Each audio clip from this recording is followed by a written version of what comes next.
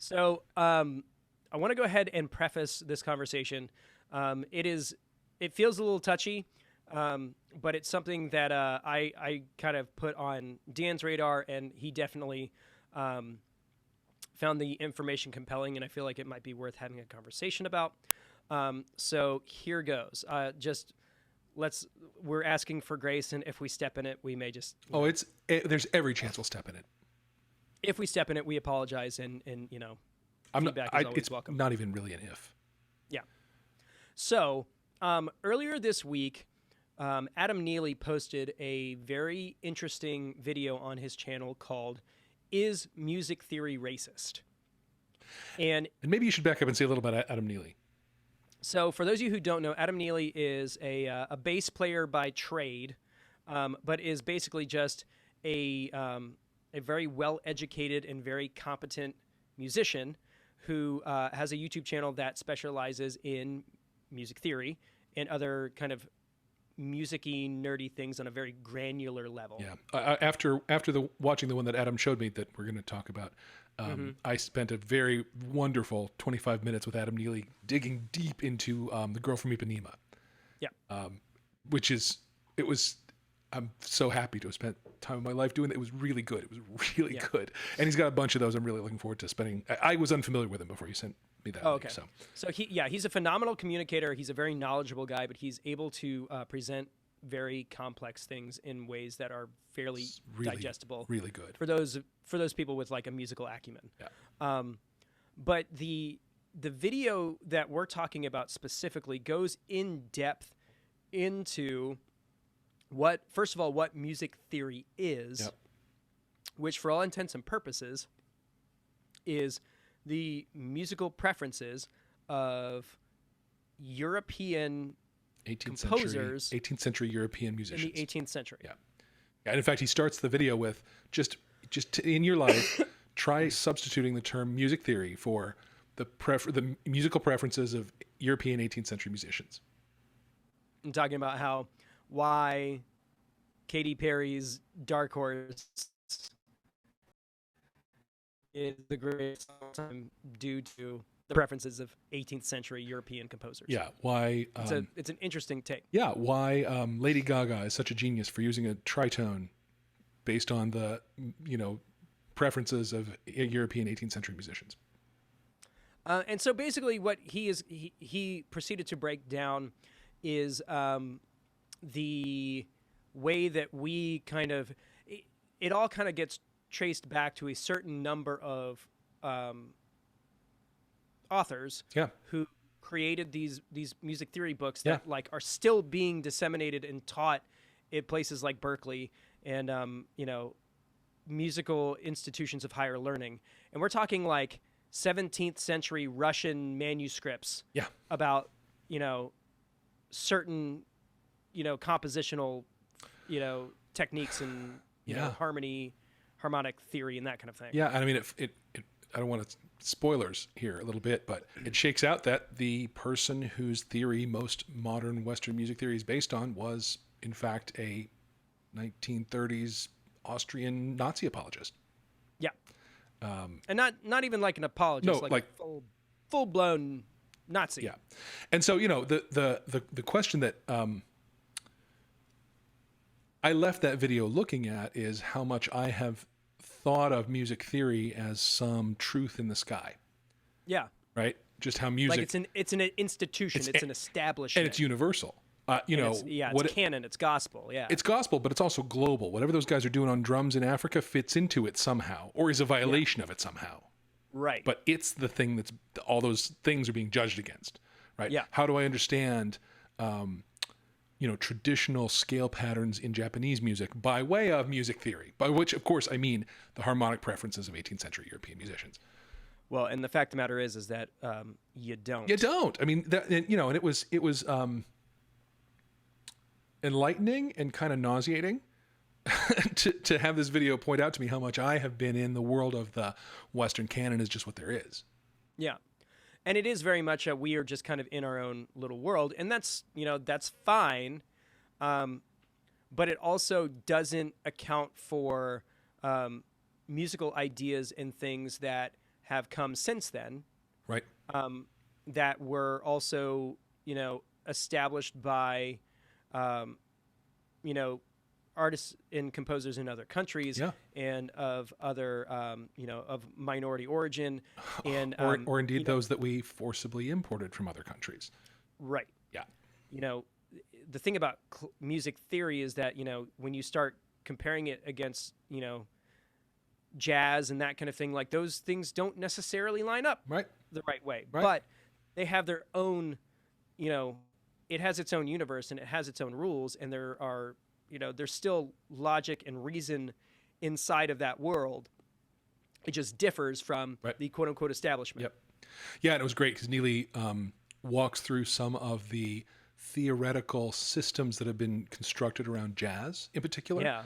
And is like, there's a whole vocabulary, there's a whole language. I've studied a little jazz, but not enough to understand, what do you call it? The diminished sixth system or something. Yeah. It has a name, right? There's a whole world of music theory built around this particular jazz music theorists' view, which, isn't as valid apparently in the musical culture as the musical preferences of 18th century European musicians. Right. So, yeah, it was really eye-opening and great. I really recommend it to everybody. Well, and it does, we're talking about kind of heady things, kind of big picture things, but, it does kind of break down to things as basic as like the pentatonic scale, and the kind of stuff that we deal with on a regular basis as far as composing and performing music. So it was definitely eye-opening, and it started this conversation that Dana and I were having back and forth, which is, well, how does this conversation around the preferences of 18th century composers play out in, musicians like us playing, pop music of the 20th century and beyond. Yeah. Yeah, I mean, do we get to call, it strikes me that the Beatles did a lot of things compositionally that would have blown Bach's mind, right? More white Europeans, of course, but the, rock and roll certainly has deviated a lot from that. And can we even really necessarily explain the moves that rock makes or pop makes in those terms anymore? Well, yeah, because I mean, even if you're looking at that, rock and roll was not a genre that we pioneered. Right. It was taken from, jazz and blues musicians of the South, which of course means that they were pioneered by black musicians who were bringing in their own musical sensibilities from their country of origin, which has nothing directly to do with the musical baseline and theory that we discuss in great detail over, most of these conversations. Yeah. Yeah, so we talk about somebody, whose composition violates the diatonic progression. Well, all right, what do we violate? Well, that's like the Yeah, I mean, does it sound cool? Right. And then does it force you to come up with new rules, because that's fundamentally what modes are, to deal with that quote unquote deviation? Yeah, okay. And then each of those sounds cool. Right. Music theory, I think of I have always thought prior to watching this video, and I still think that music theory is mainly a set of guidelines to manage the degree of dissonance in music. And music is all about dissonance and consonance, and that's really all there is.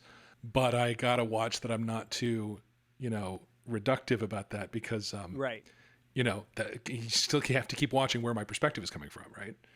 Well, I think the thing that I was really blown away by is that, for those of you who haven't watched the video, like he goes into this whole kind of subsection about ragas, Indian music theory. Brilliant. And like how ragas are kind of like modes, and they're kind of like scales, but then there's certain conditional things that apply only to those certain ragas. So it's not like the notes are there. Some of those notes have a glissando up to them, and that's a part, like that is part and parcel of the raga itself. Right. And then also you can only do certain ragas at certain times of the day. Yeah. Like it's fascinating stuff. And I've always wanted to know more about that, and I didn't realize until that video how much I my thinking about knowing more about it was about learning about it from my own perspective rather than Right. sort of engaging it on its own terms. Yeah, it was really good. And then, there's an example that he used of an Indian singer singing a particular raga. And then, who was it? American jazz singer whose name you'd know, but it's fallen out of my brain. And they're singing a song and they hit the identical 4 notes. Yep. And it's like, I can't, like the important 4 notes of this song, but the reasoning behind them is from completely different directions. Yeah. Fascinating. It is really fascinating. Yeah.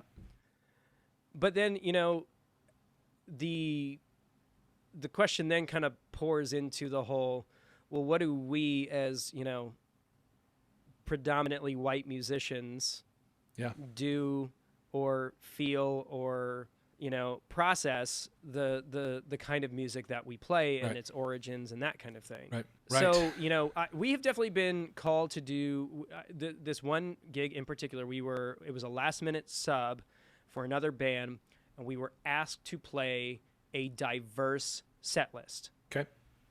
And the party planner, who was white, told us in no certain terms what diverse set list meant. Okay. And it meant that we were supposed to play more songs by black artists than, whatever. Yeah. Like that was what we were supposed to prioritize. And it was a strange request in the moment. And I haven't had that request before or since. And it was just a strange conversation to have. Well, we don't necessarily look at our set list that way, but because of the request of the client, we were kind of forced to look at it differently. Yeah. And what'd you see? Well, we still, because of the era, like we're kind of locked into a certain subset of artists. Yeah. So it's your Michael Jacksons and your Princes and, Tina Turner and like, just those, and then, some other artists as well, but like you're still kind of hitting the tentpole artists regardless of their, their race. Right. But it was just a weird way. Like I've never thought about it that way. But to be fair, we predominantly play white artists because those were the predominant artists of that era. Right. I've not had that request in advance on things, but I have made that audible call when I looked at a room. And I always have a kind of a, like, my band is middle-aged white guys. And if I pull out all my Bill Withers, how's that going to go? Right. Are they going to appreciate that? Or are they going to feel like I'm reaching for something? Is it going to seem inappropriate? I've never had a room turn on me about that. It's always been appreciated. I think that I leaned into those sorts of things. But I always have that thought, or I have had that thought. I guess I don't always have it, but I have had it. Well, and it's also like if there is a group of, black audience members, like you kind of are looking towards those songs, like, am I going to get a different reaction? Because I'm doing this song versus other stuff. And it's a weird situation to be in. I can't say that I feel 100% comfortable in those moments. I totally don't. Because ultimately what we want as entertainers is to be entertaining. Yeah. And we need to be entertaining to our audience, and our audience needs, can be all sorts of people. Yeah. Whoever they are, and part of that is not offending any part of our audience. Sure. Right. These days, of course, being overly, thoughtful about this is offensive to some people. I don't know. There may be people listening who are offended that we're even bringing it up now. I don't even know, right? And to be perfectly clear, there is no like, and this is how we fix this. It's just this video came up and it was super interesting, and I feel like it's worth people checking out. Yep. And it's definitely something that I felt before. Yeah. Yeah. And I don't feel like there's a right or wrong answer to how you handle it. But I definitely think that, if you are playing, if you're playing in a cover band or you're playing other people's music, like you should probably take a look at the diversity of your song list. What kind of artists do you include? Yeah. Because for you to kind of put yourself into a certain box based on, your preferences or that kind of thing, like there's all different kinds of music made by all different kinds of artists from all different backgrounds, and we should be better about being inclusive of Yeah. Yeah, and there other certainly music. are genres that are going to trend to be more or less diverse in whatever direction. If you are a hair metal tribute band, diversity is going to be a challenge for you, Sure. right? But that's a pretty thin slice of a pie. totally, yeah. Because if you're an 80s artist like we are, there's plenty of stuff to work Sure. with. And we need to be better about it, just in general. Because it's only going to benefit, us, because we can appeal to a wider group. And that's ultimately what we want. Well, exactly. The songs, it really kind of goes back to song selection, right? The point of selecting songs, in my view, is that it basically weaponizes your audience nostalgia, right? And is a quick trigger for the connection between the performer and the audience. And 100%. I don't have the lived experience of somebody who was a black teenager in the 80s, right? I don't know what that was like. I don't know what music they were listening to in particular. I know what I heard on the radio, and maybe I can get to them through that. I have had, one of the centerpieces of our show back when we were doing our show was a rap battle that Justin and I would do on wireless mics. We'd step out of the audience and throw it down in the some on top of tracks, some on top of bass and drums live. But I always did No Diggity, Blackstreet, right?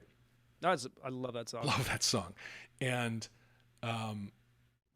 it always got a great reaction from black audience members. Always, I was clearly talking into something that was their adolescence, and I love that. And I think it's the kind of thing that if I hadn't thought outside my own history and perspective, I probably would not have thought to try. Yeah. But it kills every time. Yeah. So if you look under setlister.ai, the chart performance kind of speak for themselves, and it isn't necessarily partisan to that that topic. Right. It's if the songs moved, then they moved. Right. So there's definitely there's a lot of different ways to go about this, but I would just challenge anybody who's listening to this to give your song list a second look, and maybe consider being more open to pulling some stuff in. Because actually, having thought about what I just said, I always like to speak first and then think. That's what podcasting is. That's right. I also wasn't a teenager in the 90s. Yeah. Nor was I a teenager in the 70s. I was a teenager in the 80s. And right. So I have a very particular set of years that imprinted deeply on me that are different than other people's years. And race aside, there's also chronology, there's geography, there's all kinds of things that limit your song selection perspective. That, I think this is a biggie that we're talking about, but it's not the only biggie. Yeah. We should be trying to think, how am I going to, if I've got a room of all ages, all races, all genders, all economic backgrounds, I don't know. Yep. A diverse room on all spectra. Yeah. How am I going to hit them all? How I've got 10 songs to play before my next break. How am I going to nail the whole room? Earth, Wind, and Fire. Obviously, that's obviously the first choice. Yeah. But yeah, so, talking about you being a teenager in the 80s, I was a teenager in the 90s. Right. And our pop music experience is going to be very different. Yeah. Because hip-hop played a very big role in the kind of stuff that I was listening to. Yeah, and it was kind of a novelty when I was around. Right. So, all that, Dr. Dre's, The Chronic, and, Doggy Style by Snoop Dogg, and the Blackstreet record, and TLC, and Montel Jordan, all of those things were definitely a part of my experience. Yeah.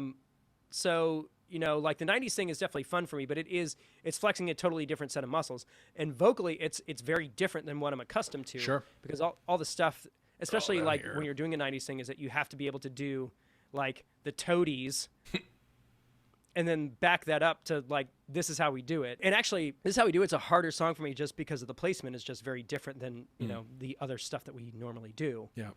But yeah, we do a mashup that's got No Diggity and Gangster's Paradise and all that stuff in it. Nice. It was actually it was given to me by the drummer of a Chicago 90s band called Run Forest Run.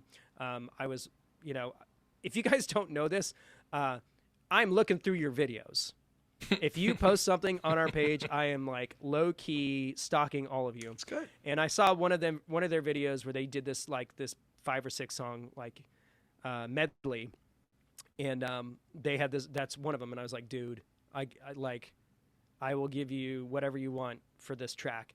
The only thing was that the first time we did it was for like an all ages family event, and they end that one with Pony by Genuine. Yeah. It's not really a song that you can do at a family event. Yeah. Too much humping on the floor. Could have been worse. Could have been WAP. Yep. Which again is doing great. It is. We'll see tomorrow how next week's chart shows it, but yeah, he's doing the weekly uploads of the chart data, and on the Cover Band Confidential back channel has just been me sending different covers of WAP to Dan and Mike. Yeah, some have been pretty good. Yeah, there's a lot of ways to crack that egg. How about that? I'm trying not to picture. Yes, anyway. Yes, that's what she said. She didn't. She's fine with it. Okay. That's our new phrase is, if someone says that's what she said, you say she's not. She's fine with it. It's not. She's good with it. We decided that is a thing to say just before we pushed record on this episode. So. Yeah. We're just content machines, just cranking it out all day long. So I hope that this was an interesting conversation. It was definitely not the conversation we had planned on having. Yeah. But it felt like the right thing to kind of talk about and kind of dig into. So figured it was worth a shot. Yep. So hope you guys enjoyed it. Thanks again for tuning in. If you like what you hear, you can help us out a number of ways. The first way is to share these episodes on social media. The podcast platforms don't really do us a whole lot of favors with that. So putting stuff on your Instagram, on your Facebook page, and link back to us are super helpful. You can support us on Patreon. You can subscribe to all of our, social media things. And there's a bunch of other stuff that Dan's going to mention as well. So thanks again for your continued support. But for this week, that's going to do it for us from Atlanta, Georgia. I'm Adam Johnson. From Greensboro, North Carolina, I'm Dan Ray. You have listened. You have been listening to the Cover Band Confidential Podcast, episode 119. 119. Have a great week.